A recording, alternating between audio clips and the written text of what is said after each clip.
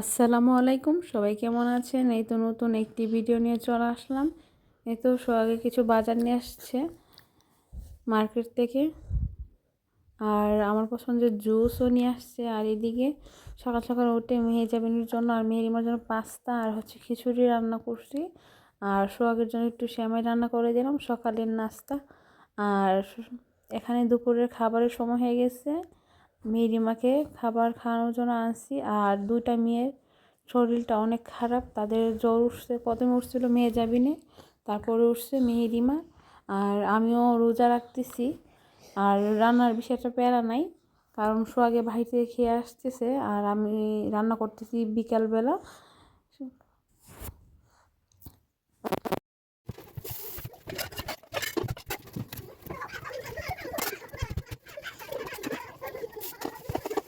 তো এদিকে রান্না বসিয়ে দিয়েছি, ভাত আর ফুলকপি আলু আমি সকালে বানিয়ে রাখছিলাম। আর এদিকে তো মুরগিটা আমি হলুদ আর লবণ দিয়ে মেখে নিছি, আর ওইদিকে ফুলকপিটা ভেজে নিছি।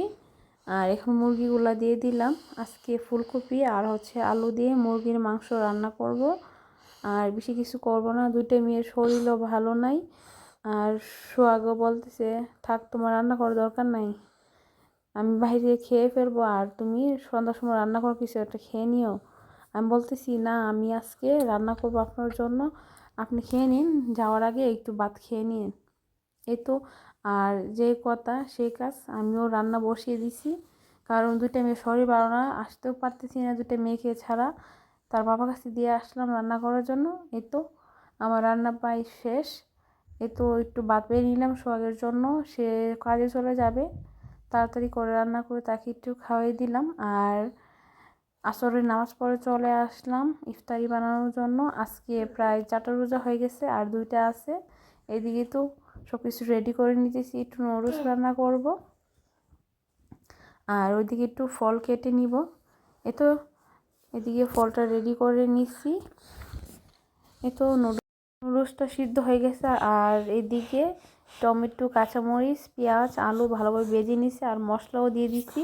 এখন নুডলসটা দিয়ে দিলাম। এই তো নুডলসটা রান্না হয়ে গেছে। এদিকে আমি সব কিছু রেডি করে নিছি, খেজুর, তারপর আপেল, তারপর স্ট্রবেরি, 2টা ডিম পোস্ট করছি, তারপর নুডলস। আর সোহাগও বাহির থেকে একটু খাবার নিয়ে আসছে আমার জন্য, আর জুস নিলাম। এদিকে ইফতারিটা করে নিতেছি, আর এদিকে সোহাগের কাজে চলে গেছে, আর আমি ইফতারি বানিয়ে, ইফতারির সময় হয়ে গেছে, চলে আসলাম খাওয়ার জন্য। আর 2 মেয়ে ঘুমিয়ে আসছিল, ঘুম থেকে উঠে গেছে, আর তাদের শরীরটা একটু ভালো হয়েছে, আর দুষ্টুমিটাও শুরু হয়েছে। আর সবাই দোয়া করবেন আমার 2টা মেয়ের জন্য, ভালো থাকে সব সময়, আর তাদের জ্বরটা দেখে এখন ভালো হয়ে যায়। তাই ভালো থাকবেন, আমাদের জন্য দোয়া করবেন। আল্লাহ হাফেজ।